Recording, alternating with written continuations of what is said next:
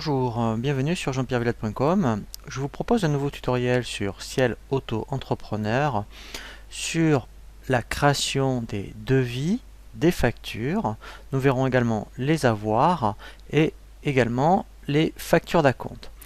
Lorsque vous êtes sur votre page principale, au niveau du menu principal, vous avez ici une catégorie sur tout ce qui concerne la facturation. Donc, dans un premier temps, nous allons voir comment créer un devis. Donc, il suffit de cliquer ici sur devis ou dans relation client, vous avez aussi liste des devis et préparer un devis.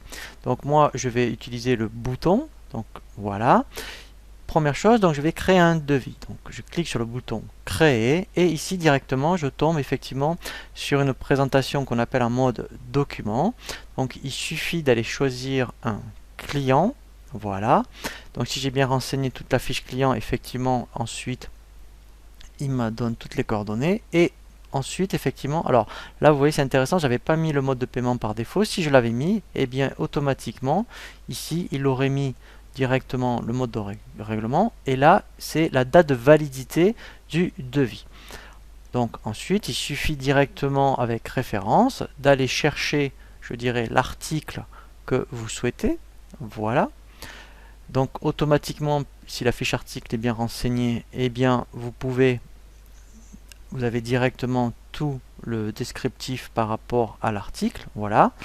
Et ensuite, votre devis est terminé. Alors après, effectivement, je peux rajouter, vous voyez, il y a un petit infobulle, autant d'articles. Vous voyez, si j'avais, admettons, des frais de déplacement, voilà, et bien ici, voilà, donc je pourrais même préciser ce que c'est, par exemple, train, pourquoi pas. Voilà. Donc, et ici, je mettrai, mettons, voilà. Donc là, mon devis est terminé. Donc là, je vais faire OK. Voilà. Donc déjà, effectivement, je peux faire un aperçu du devis. Voilà. Et également, je pourrais très bien l'envoyer par mail ou l'imprimer et faire aussi un PDF.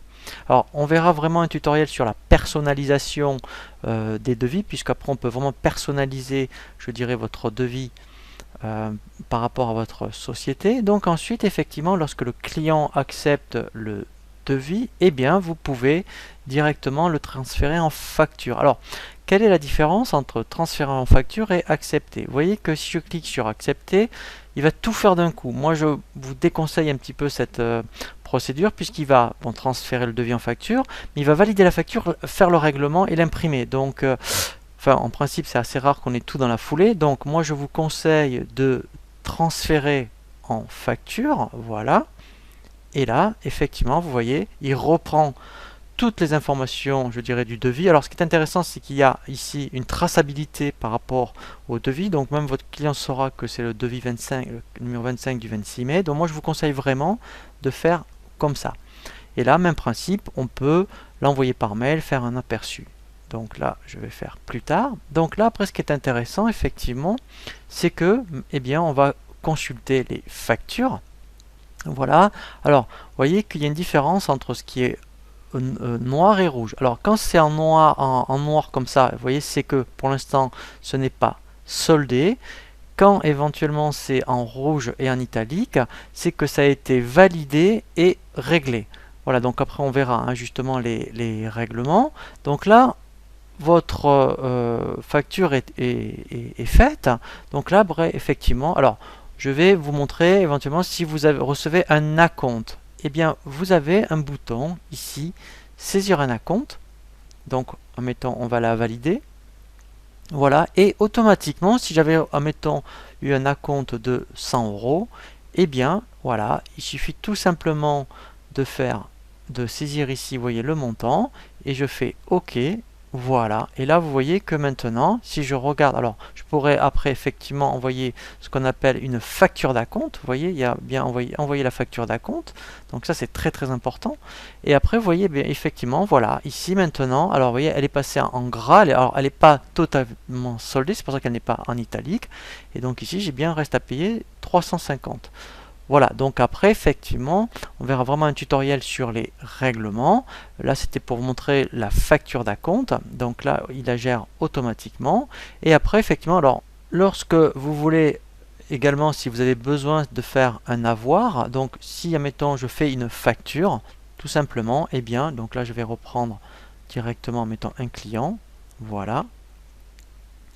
Eh bien, voilà, si exceptionnellement vous aviez besoin de faire un avoir, donc là je fais OK, donc là je vais mettre plus tard, et pour faire un avoir, effectivement, il suffit de faire générer un avoir, et lui en fait, alors on va la valider, effectivement il faut d'abord la valider, et comme elle n'a pas été réglée, eh bien effectivement on va, voyez, voilà, automatiquement générer un avoir par rapport à la facture qui a été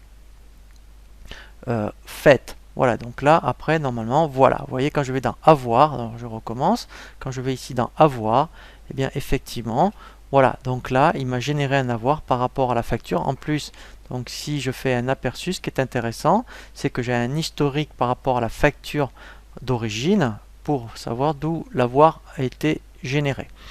Voilà, donc là après effectivement, nous allons voir après un tutoriel sur les règlements, lorsque vous avez un règlement global, un règlement partiel et un remboursement.